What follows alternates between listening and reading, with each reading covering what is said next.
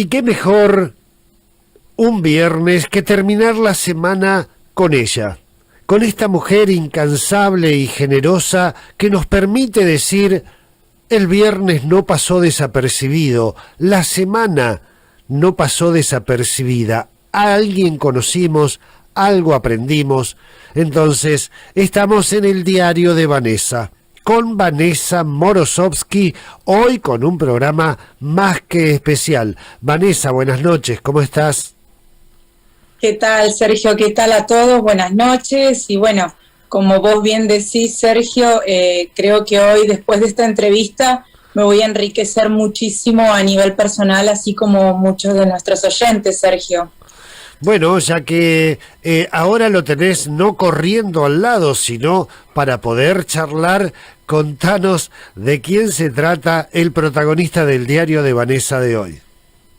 Cómo no, Sergio, vamos a estar entrevistando a Alejandro Anderson. Sí, él es neurólogo, es director del Instituto de Neurología de Buenos Aires y además es endocannabinólogo, ¿sí? Así que buenas noches, Alejandro. Hola, ¿qué tal? Buenas noches. Muchas gracias por invitarme. Por favor, Alejandro. Bueno, Sergio, si me lo permites, voy a comenzar ¿Cómo no? Adelante. a preguntarle a Alejandro. Alejandro, yo saqué un turno para ir a consultarte, ¿no? Y bueno, desde el momento que ingreso a tu consultorio, me gustaría poder preguntarte qué es la endocannabinología, por favor. Sí, cómo no. Bueno, miren, Vanessa y Sergio, les cuento. Sí. Es una especialidad que hace hincapié en entender cómo los cannabinoides o las sustancias que tienen ese tipo de receptor. Cuando nosotros hablamos de los cannabinoides siempre pensamos en la planta, ¿no es cierto? Siempre estamos con ese término, el cannabis medicinal, que significa tratar las enfermedades y dolencias de los pacientes usando los productos derivados de la planta de la marihuana. Resulta que lo que se vio es que cuando uno usa esos productos y actúan en nuestro cuerpo, es porque tenemos receptores para ellos. ¿Y por qué tenemos receptores para ellos? Porque nuestro organismo tiene su propio cannabis, y como son y están dentro de nuestro cuerpo, dentro del sistema nervioso, se les dice endocannabinoides, y de allí el nombre de la especialidad, endocannabinología. Entonces, la endocannabinología estudia a los endocannabinoides, que son todo un sistema de regulación y de modulación y de equilibrio del resto de las sustancias químicas del organismo. Cuando nosotros estudiamos todo lo que tiene que ver con la homeostasis, con el equilibrio del cuerpo, cuando hablamos, por ejemplo, de las hormonas, cuando hablamos de los neurotransmisores, lo interesante es que por encima de ellos están, y controlándolos, los endocannabinoides, que son un conjunto de sustancias químicas que actúan en determinados receptores y luego son degradadas por determinadas enzimas. Toda esa red que nos envuelve por dentro y por fuera es un sistema de control y de regulación importantísimo, y que existe no solamente en los seres humanos, sino en todos los animales complejos. Y lo más increíble, y fíjense ustedes que yo esto en realidad lo empecé a aprender en el año 2016. Y yo me recibí en 1983. Cuando yo me recibí, no existía el sistema endocannabinoide como materia o como capítulo o como clase para estudiar en la Facultad de Medicina. Y esto ha seguido casi hasta el día de hoy. Yo me formé como endocannabinólogo en el 2018, básicamente, en un posgrado anual que hizo la Universidad de Ciencias Médicas de La Plata. Comencé con el cannabis medicinal por pacientes míos, epilépticos, que no respondían a los fármacos clásicos y que encontré el camino con un tipo de cannabis medicinal rico en un cannabinoide que se llama cannabidiol o CBD. ¿Y qué encontré? Un control realmente increíble. Fíjense ustedes que es el trabajo de investigación que se comenzó a hacer hace un par de años en el Garrahan, donde el informe de ellos es que 40 a 80% disminuyen las crisis de los epilépticos refractarios, no de las epilepsias comunes, sino de los epilépticos complicados y difíciles, donde empleando hasta 3 drogas en dosis máxima siguen los pacientes con crisis. Bueno, esos pacientes difíciles mejoran entre un 40 y un 80%. Pero la verdad es que cuando uno habla del cannabis medicinal, el universo es un poco más grande. Primero que hay que aclarar a nuestra audiencia que no hay un solo cannabis medicinal. Es una gran familia de fórmulas diferentes y de formas farmacéuticas distintas que se obtienen, a veces por procesos artesanales, a veces por procesos industriales. Y esa variedad tiene que ver con fórmulas que tienen más o menos CBD, THC, CBN, CBG, que son diferentes cannabinoides, y formas farmacéuticas distintas. Vos podés tener el aceite, pero hay cápsulas, cremas, ungüentos, parches, soluciones para vaporizar. O sea, hay una gran variedad y por eso es que podés actuar sobre una enorme cantidad de patologías, que si querés te las relato. Si tenés alguna pregunta te la contesto, pero te puedo contar o adelantar que hay al menos 45 síntomas o patologías que podemos medicar con el cannabis medicinal. Eso, Alejandro, justamente, ¿qué patologías son las que más demanda o conforme a tu experiencia en tu consultorio se está tratando hoy con el cannabis? Mira, después de la epilepsia que se las mencioné está la esclerosis múltiple, la espasticidad por lesión medular, parálisis cerebral o ECNE, el autismo o el TGD, el dolor oncológico y el no oncológico, por ejemplo, el de la fibromialgia, neuropatía, neuralgias, dolor neuropático, migraña, patologías degenerativas como la enfermedad de Alzheimer, esclerosis lateral amiotrófica, determinados ACV, patologías del movimiento como el Parkinson, el síndrome de las piernas inquietas, los tics de la enfermedad de Tourette, temblores, patologías que tienen que ver con el sueño, el insomnio, algunos tipos de narcolepsia, de apneas del sueño y también de parasomnias o sonambulismo. Pero la verdad es que yo peco un poco, claro, soy neurólogo, entonces peco de darte una lista demasiado neurológica, pero la realidad es que hay otras patologías que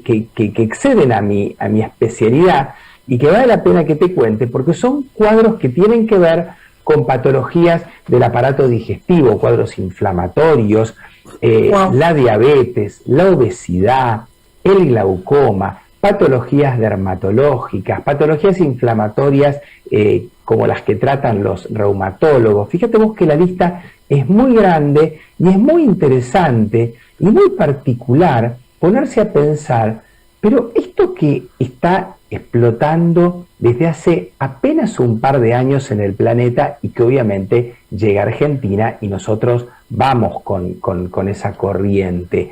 Qué curioso que haya estado tanto tiempo como adormecido, pero bueno, esa es la realidad. Tal cual. Y Alejandro, ¿por qué crees que ha estado tanto tiempo adormecido? ¿Por qué hay tanta negación o reticencia a utilizar el cannabis medicinal por colegas, conforme a tu experiencia? Bueno, el tema de los colegas en realidad están creciendo cada vez más. Los colegas que están empleándolo, que quieren hacer cursos, que se quieren capacitar, es algo que va a tomar tiempo. Fíjate vos que el inconsciente colectivo estaba como muy cargado de una imagen negativa que tiene prácticamente 100 años de historia, que a lo mejor no es mucho en la historia universal, pero sí desde nuestra visión y hablando de los últimos 100 años. En realidad, el cannabis estaba en el planeta. Hace como 5.000 años que esa planta la utilizaron los chinos, tanto en un uso de tipo religioso, que lo podemos asociar a una especie de uso recreacional. un uso médico, para el dolor, para epilepsia y para otras patologías como el sueño. Y por supuesto el uso industrial. Industrial, claro, si se pueden hacer sogas, se puede hacer papel y se pueden hacer telas. Entonces entendemos por qué esto llegó a América y las carabelas de Colón tenían cerca de 80 toneladas entre las velas y las sogas hechas de cáñamo. El cáñamo es un tipo de marihuana. Es una planta de marihuana baja en THC y en cannabinoides. Tiene las fibras. Y el papel donde se firma la independencia de los Estados Unidos es papel de cáñamo. Bueno. Entonces, los jesuitas traen a América el cannabis y se comienza a usar muchísimo, pero en algún momento empiezan como competencias. Aparece el algodón primero, la fibra sintética, la industria farmacéutica, el papel de celulosa que compite contra el cáñamo, la industria tabacalera que compite obviamente contra la marihuana, y entonces todo eso hace una especie de enorme fuerza y arma toda una campaña de, digamos, satanización del cannabis, y entonces las reglamentaciones internacionales obviamente siguieron a esto y se fue prohibiendo su uso. Eso ahora está en franco retroceso y toda esa traba legal es la que se está desarmando en el planeta y en cada uno de los países. Al día de hoy, de los 200 países del planeta, ya hay 50 países que tienen armado el concepto y la legislación para el cannabis medicinal o terapéutico. Perfecto. Alejandro, y en aquellas patologías en donde los pacientes utilizan un tratamiento con cannabis medicinal, ¿cuánto se estima que uno comienza? ¿Cuál es el tiempo que uno empieza a notar esas mejoras, ¿no? O que ese dolor se pueda sobrellevar, ¿no? ¿En cuánto es el lapso de tiempo? Mira, eso varía con cada paciente, pero estamos hablando de tiempos que no son tan prolongados. Estamos hablando a veces de semanas, a veces de un par de meses. Todo depende de la patología. Si la patología es demasiado crónica, tiene demasiado tiempo de evolución, eso va a tardar más.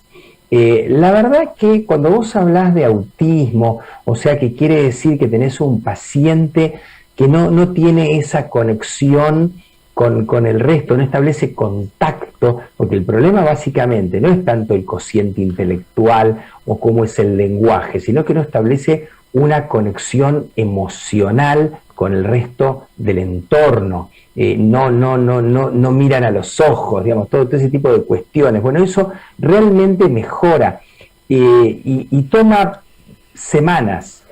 El cannabis que se emplea para epilepsia, podemos también dar resultados parecidos. Uno siempre, para no crear una falsa expectativa entre los pacientes, habla de plazos que están entre 1 y 3 meses, porque uno viene incrementando a veces la dosis del producto en forma gradual. Siempre hay que aclarar que uno tiene que ver cómo logra que el paciente acceda al medicamento. Y en este caso, cómo lográs que acceda el paciente al cannabis medicinal. Entonces hay que tener presente que existen en nuestro país la posibilidad de acceder con un costo importante a cannabis extranjeros a través de un sistema de excepción del RAEN que tiene el ADMAT, pero también se puede acceder a cannabis industriales que ya se encuentran en el país y que están inscriptos por el ADMAT y que uno los puede comprar, digamos, en la farmacia como cualquier otro medicamento. Pero la particularidad que tiene el cannabis es que también uno puede disponer de un cannabis medicinal fabricado de manera personal o a veces con un cultivador solidario, lo que llamamos eso, cannabis artesanal, y emplear la cepa más adecuada para la patología que uno tiene. Y también la ley 27.350, la de cannabis medicinal del año 2017, que viene ahora diseñándose y ajustándose mejor a la realidad y a las necesidades con diferentes disposiciones y reglamentaciones, va a permitir también el acceso de este producto en las farmacias. Así que vas a tener todos los actores, como preparado me refiero, quiero decir, vas a tener un producto farmacológico clásico, o la gente va a poder disponer de un cannabis artesanal que lo hace en su casa o se lo hace un cultivador, o van a poder los médicos hacer recetas magistrales y poder armarlo en una farmacia para que la gente pueda elegir. La verdad que cuando uno dice cannabis tenemos que pensar, Vanessa, que hay 15.000 híbridos diferentes. La planta tiene 120 cannabinoides distintos. O sea, hablamos siempre de ¿qué? Del CBD por la epilepsia, y después el THC, que es el que tiene una imagen como más difícil de sostener, porque como es el efecto psicoactivo, pero hay que decirle a la gente que en pequeñas cantidades te sirve para dormir, en cantidades intermedias mejora la alerta, y solamente en cantidades muy elevadas tiene un efecto psicoactivo. Pero que cuando lo combinas con CBD, ese efecto psicoactivo se frena, no se da. Pero además hay otros productos como el CBN que son muy interesantes para dormir, y nombré 3, hay 120. Pero además la planta tiene terpenos y flavonoides, suman 750. Entonces, es una verdadera, digamos, vos tenés todo un manual farmacéutico allí dentro, pero tenés híbridos que son a predominio sativa, híbridos que son a predominio índica, pero en realidad tenés 15.000 distintos y cada uno tiene diferentes combinaciones.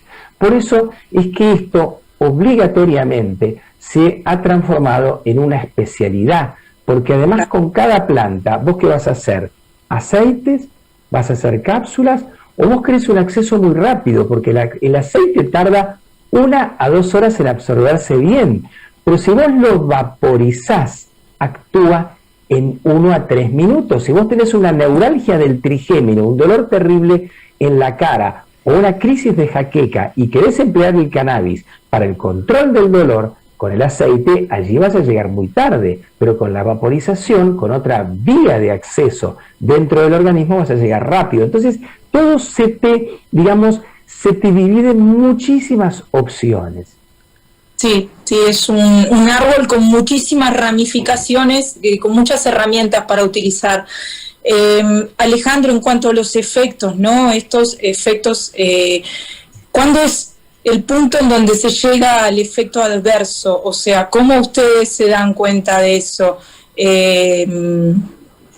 Bueno, mirá, sí, la pregunta es, a ver, ¿tiene algún tipo que... La seguridad y los efectos adversos sería tu pregunta. De lo que se usa al día de hoy, el CBD tiene pocos efectos secundarios, es una sustancia muy segura para tomar. Pero algunos pacientes te pueden decir, doctor, siento la boca seca, o creo que me baja un poco la presión, entonces eso a veces significa que le late el corazón un poco más rápido, o me da un poco de somnolencia, entonces uno le cambia el horario, la dosis, y es importante, sí, tener el dato de que como todos los cannabinoides se metabolizan tan activamente en el hígado, uno tiene que tener una función hepática normal. Si tenés insuficiencia hepática, que muy poca gente afortunadamente tiene insuficiencia hepática, está contraindicado el uso. Y después el THC puede dar, depende de la dosis, a veces excitación, taquicardia, afectación de la memoria o algún tipo de alteración de la percepción del tiempo, pero eso es cuando uno supera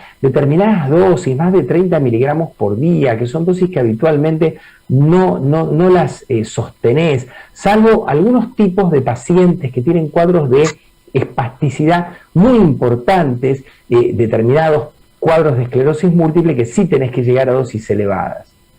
Perfecto. Y Alejandro, te pregunto, ¿se ha probado esto, no sé, pregunto, ¿no? Como una forma de protegerse entre todas estas cepas que tiene el cannabis, ¿no? Protegerse de esta pandemia, o sea, del COVID. ¿Se ha hecho algún estudio con respecto a su efectividad para prevenir que podamos contraer el COVID? Bueno, mira, ahí tenés... Claro, justamente tenés varios momentos respecto del COVID. Un momento es el de la prevención. No hay estudios clínicos, pero sí hay trabajos de investigación. En algunos han usado fórmulas con CBD y otras fórmulas con CBD con una cantidad muy importante de terpenos asociados. Hay un trabajo israelí muy interesante que habla de la protección.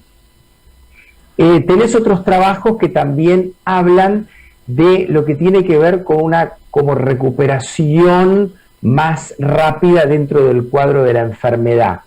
Y tenés también, y esto es muy interesante, el uso del CBD en el post-COVID, porque algo que estamos viendo ahora respecto de esta pandemia que realmente nos tiene a todos tan pendientes y en el fondo tan cansados, es que cuando a vos te dan el alta infectológica, te dicen, usted está curado, usted ya no contagia más, vuelva a trabajar, vuelva a hacer su vida normal.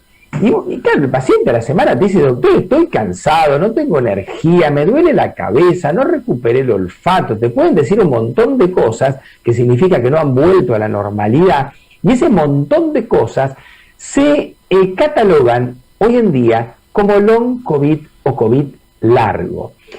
¿Qué ocurre? Ocurre que a vos te quedan en el cuerpo pedacitos del virus, desparramados pero por todo el cuerpo, como que te diga que tenés hasta en los riñones.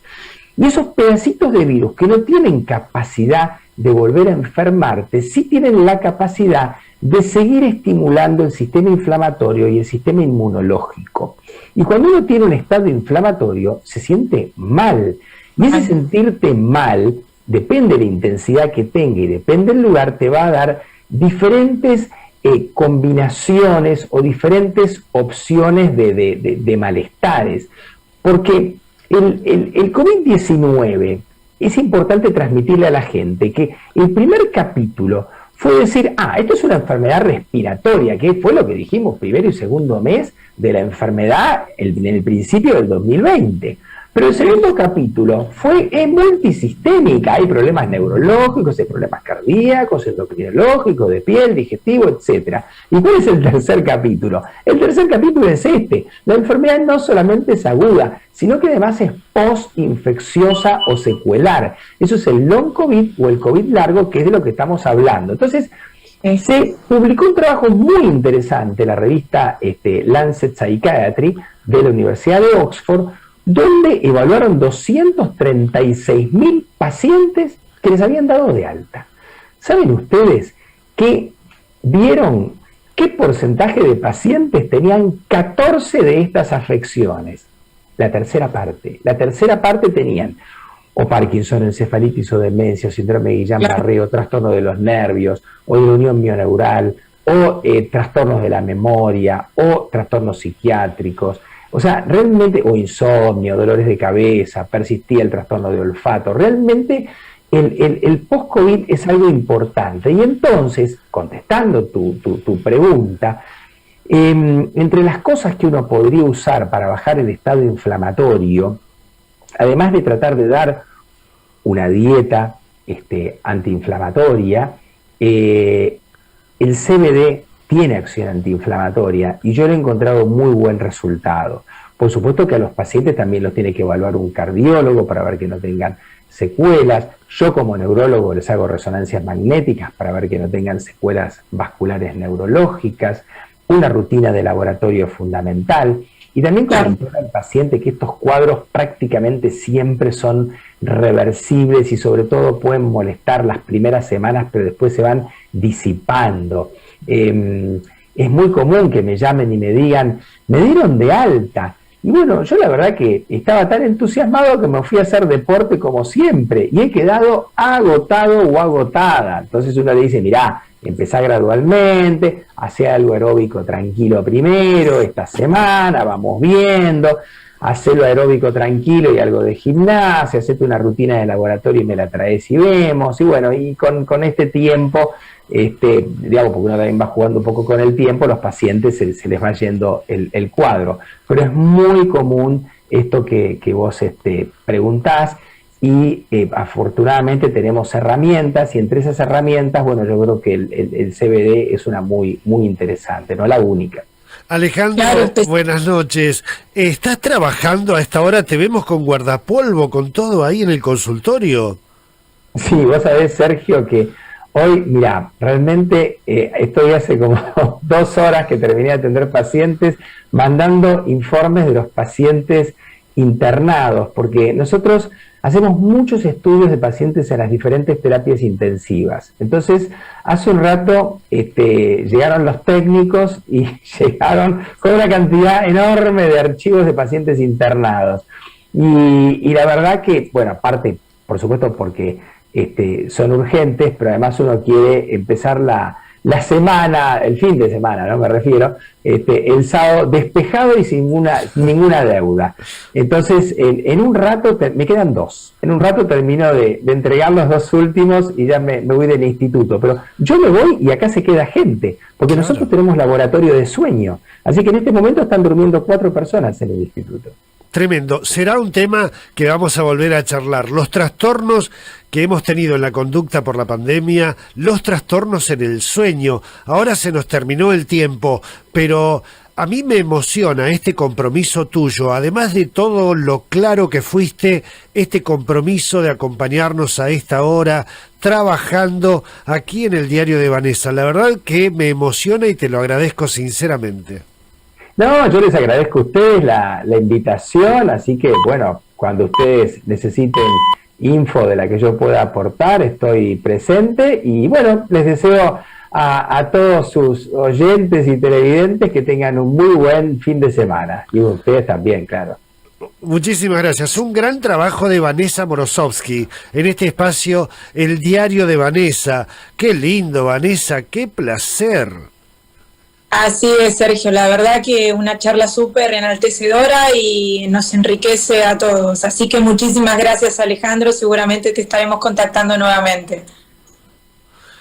Es una pena que, viste que se nos hace cortito el espacio, se nos pasa rapidísimo el tiempo, pero nos han quedado varios temas preciosos para seguir hablando con el doctor Alejandro Anderson. Vanessa, un abrazo grande, mil gracias otra vez. Gracias, Sergio. Buenas noches a todos. Gracias, Alejandro. Chao, chao.